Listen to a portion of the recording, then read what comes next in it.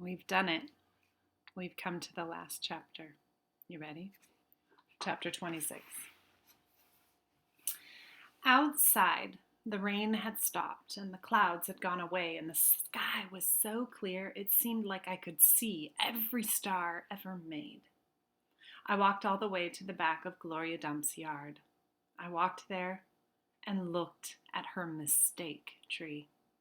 The bottles were quiet. There wasn't a breeze, so they were just hanging there.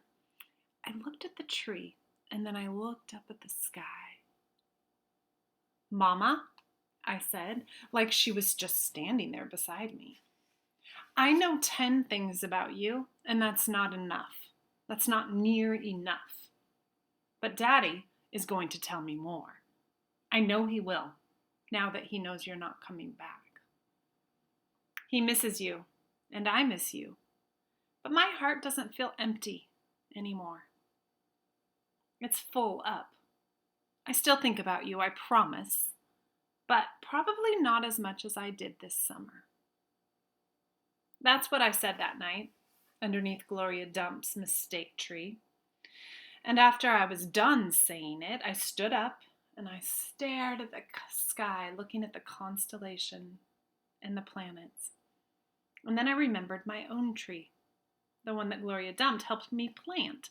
I hadn't looked at it for a long time, so I went crawling around on my hands and knees, searching for it. And when I found it, I was surprised at how much it had grown. It was still small. It looked more like a plant than a tree, but the leaves and the branches felt strong and good and right. As I was there, on my knees, I heard a voice say, "Are you praying?" I looked up. It was Dunlap. "No," I said, "I'm not praying, I'm thinking."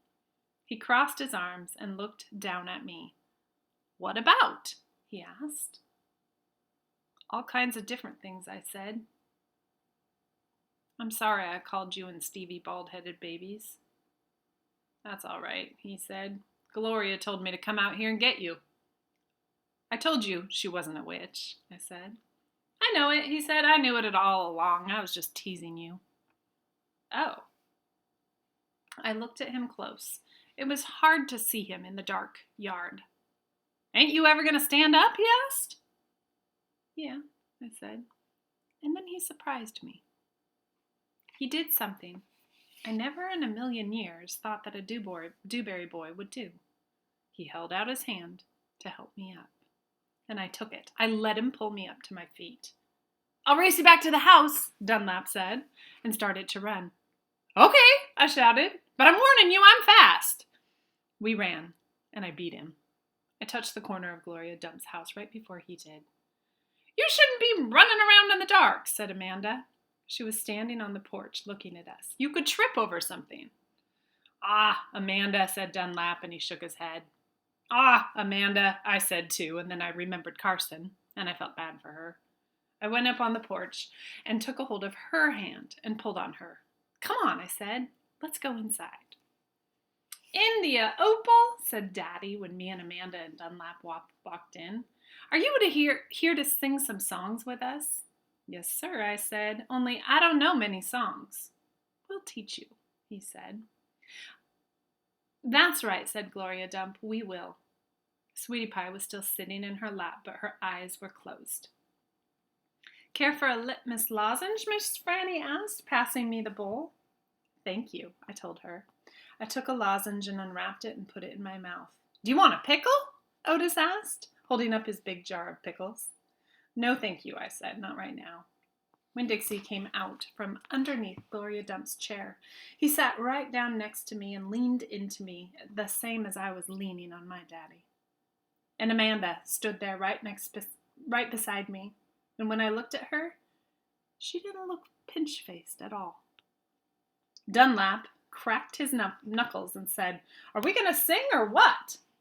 "Yes," Stevie echoed. "Are we going to sing or what?" "Let's sing," said Sweetie Pie, opening her eyes and sitting up straight. "Let's sing for the dog." Otis laughed and strummed his guitar, and the flavor of litmus lozenge opened up in my mouth like a flower blooming all sweet and sad.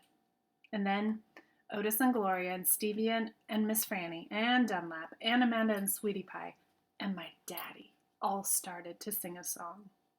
I listened careful so I could learn it right. The end.